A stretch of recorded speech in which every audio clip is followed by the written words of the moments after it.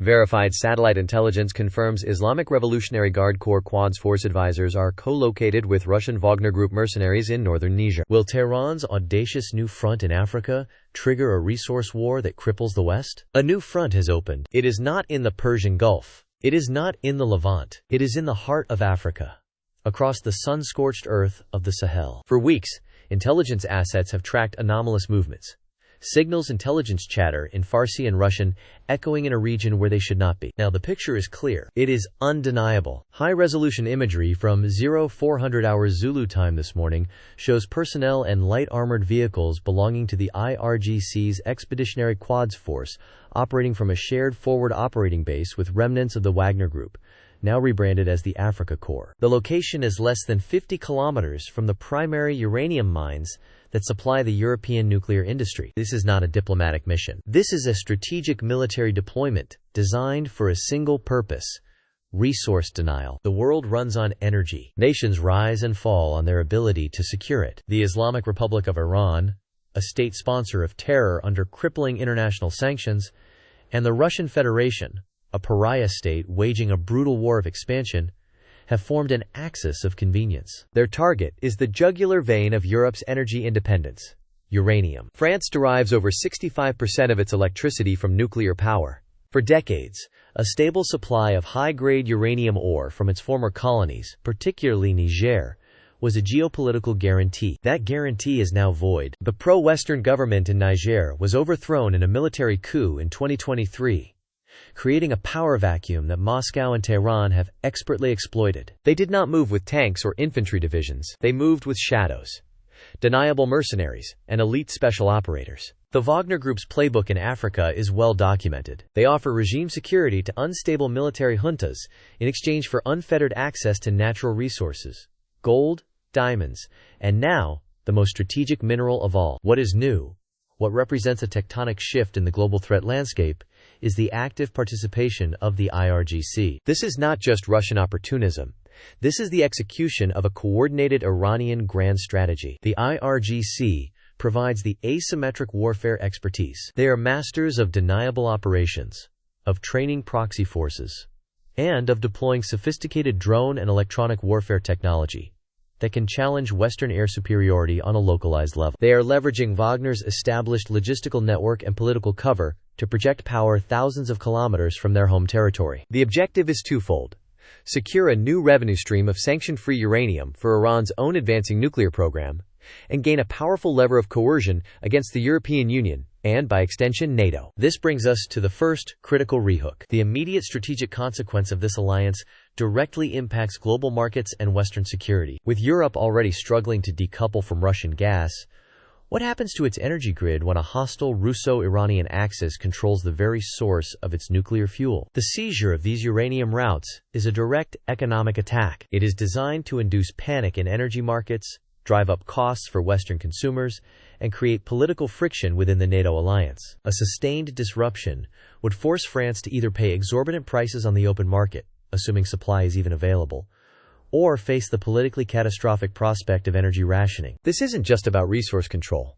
It's about creating leverage to force concessions on other fronts, from Ukraine to the Middle East. The price of uranium futures has already jumped 7% on preliminary intelligence leaks alone. Financial institutions are watching. Defense ministries are scrambling. The intelligence goes deeper than satellite photos. Corroborated human intelligence reports from sources on the ground confirm a series of meetings over the past 90 days. The first occurred in Bamako, Mali, between a senior IRGC Quds Force general and the commander of Russian Africa Corps forces. The second, more significantly, took place just 2 weeks ago at the secured compound near Arlit. Our sources report that the discussion was not about training local forces. It was about logistics. Specifically, the IRGC advisors were providing expertise on circumventing international surveillance and sanctions, a craft they have perfected over 4 decades. They are teaching Wagner how to move, hide, and transship high-value material covertly. They are establishing the operational mechanics of a clandestine supply chain. A nuclear smuggling route, sponsored by 2 nation-states, is being born in the African desert. The new intelligence is a game-changer. It indicates the joint force has already seized physical control of key transportation arteries leading from the mines. But they are not using the official export routes. They are redirecting convoys north and east, through ungoverned territories controlled by jihadist groups who are now, it appears, being paid for safe passage. This creates a strategic nightmare. The uranium is effectively disappearing from official tracking, entering a black market network controlled by America's chief adversaries. This brings us to the second critical rehook: the direct military threat. This is no longer a political or economic problem. It is rapidly escalating into a security crisis demanding a military response. United States Africa Command, or AFRICOM, has tripled its intelligence, surveillance, and reconnaissance flights over the region. The French military has placed its regional special operations forces, part of Operation Barkhane's remnants, on high alert. A collision is becoming inevitable. The problem for Washington and Paris is the lack of good options. A direct strike against the IRGC and Wagner forces risks killing Russian and Iranian military personnel, an act that could trigger an open-ended escalation far beyond Africa. It would be seen as an act of war in both Moscow and Tehran, and they would retaliate. Their response would likely not be in Africa, but in theaters where they hold the advantage, such as the Strait of Hormuz, Syria, or Ukraine. Conversely, inaction is untenable. Allowing this axis to consolidate its control over a strategic global resource would be a catastrophic failure of Western policy. It would embolden further joint ventures, creating a template for Russia and Iran to challenge Western interests across the globe, from Latin America to Southeast Asia. It signals a new era of proxy conflict, where state-backed mercenaries and special forces fight for resources in the world's ungoverned spaces. Every decision carries immense risk. Every option leads to a potential flashpoint. The Pentagon and the Élysée Palace are in a strategic trap. The most recent intelligence, received within the last 3 hours, suggests the situation is accelerating faster than even the most pessimistic models predicted. At 2300 hours Zulu time, a joint patrol of Wagner and IRGC manned technicals engaged a local Tuareg militia patrol that has historically been aligned with French interests. The firefight was brief and one-sided. The militia was eliminated. It was not a random skirmish. It was a message. They are clearing the battle space. This brings us to our third critical rehook: a question of imminent conflict. As this shadow alliance actively eliminates any and all regional opposition, how will the United States and France respond to a direct provocation? A direct military intervention now risks a multi-front proxy war. Inaction risks the loss of Africa's uranium belt and a major strategic victory for the Tehran-Moscow axis. The White House is facing immense pressure from allies and the defense establishment to act decisively. The French government, facing a domestic energy crisis and a blow to its national prestige, is reportedly advocating for a more muscular response, potentially involving a targeted special forces operation to recapture a key transport hub. The debate is no longer if there will be a confrontation, but when and on whose terms. The IRGC and Wagner are deliberately raising the stakes, betting that the West does not have the political appetite for another foreign entanglement. They are calling the West's bluff. This drone base represents the single most significant Western military asset in the entire region. It is the eye in the sky that tracks and monitors all hostile activity. Neutralizing its effectiveness would be the primary objective for any force seeking to operate in Niger without interference. For months, the base has operated under the uneasy tolerance of the new junta, but its position is increasingly precarious.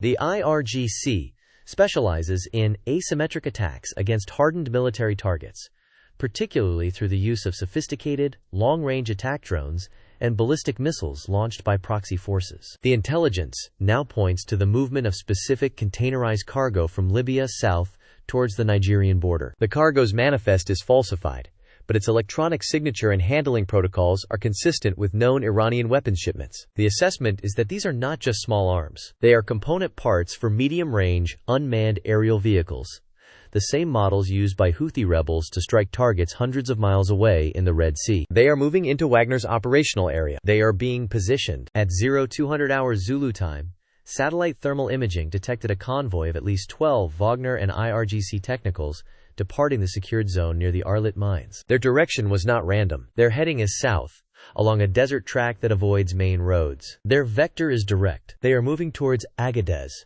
home to the United States Air Base 201. The convoy is not attempting stealth. Its heat signature burns brightly against the cold desert night, a deliberate beacon. This is not a probe. This is a challenge. At its current speed, it will be within striking distance of the base's perimeter defenses in less than 90 minutes. A decision has to be made. But then, something happens that makes no tactical sense. The convoy stops. 12 vehicles, engines idling, forming a loose logger over 10 kilometers from the base. They are well outside the effective range of the base's land-based defenses. They just wait. In the command center, the tension shifts from imminent attack to deep confusion. Why telegraph your punch and then stop just short of landing it? Is it a bluff, a feint to draw out an American response? Or is it something else entirely? This is the critical rehook, the moment the true, terrifying nature of their strategy begins to reveal itself. The convoy was never the primary threat. It was the trigger. At 0315 Zulu, as all eyes were fixed on the desert, a high-gain encrypted signal pulsed for less than a second from a comms node inside the city. It wasn't a jammer. It was a wake-up call. Suddenly, the entire calculus of the threat changes. For years, the IRGC has not been focused on shipping heavy weapons into Africa. They've been shipping something far more dangerous. People. Sleeper cells, integrated into the local populace, living and working within sight of the American flag. The convoy isn't an invasion force. It's an activation key. The real attack won't come from a dozen technicals with machine guns. It will come from mortars hidden in courtyards, from man-portable air defense systems fired from rooftops, from an insider who has been working on the base for the past 18 months. The enemy is not at the gate. They are already inside the wire, and they have just been told to begin. The first mortar shell impacts not on the hardened perimeter, but on the soft target communications array, a plume of fire and shrapnel visible for miles. Within seconds, a volley follows. The attack is perfectly coordinated. The insider has done their work. They knew the shift changes, the patrol routes, the blind spots in the sensor coverage. From the rooftops of Agadez, the night is lit by the streaks of shoulder-fired rockets, arcing towards the lumbering silhouettes of C-17s parked on the tarmac. In the AFRICOM command center, the tactical map is a nightmare of red icons blooming from civilian areas. The clean, sterile environment of high-tech warfare has collapsed. This isn't a battle against a convoy in the desert.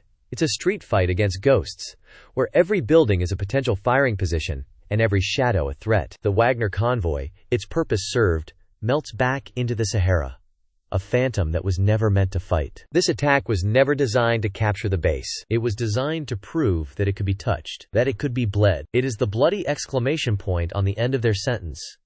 Your power is an illusion. We are not intimidated by your technology. We can reach you anywhere, at any time, using the very population you claim to be protecting. This is the new doctrine of the Tehran-Moscow axis, unveiled in fire over the African sand. The battle for Air Base 201 will be won or lost by morning. But the war for influence, for resources, and for the future of global stability has just entered a terrifying new phase. The bluff has been called, and the West's hand has been forced. The old rules no longer apply. The front line is no longer a line on a map. It is everywhere. To see how Washington and Paris respond to this unprecedented provocation, and to track the fallout as this new form of shadow war goes global, you need to stay informed. You need to be ahead of the headlines. Subscribe now to global_crisis_radio.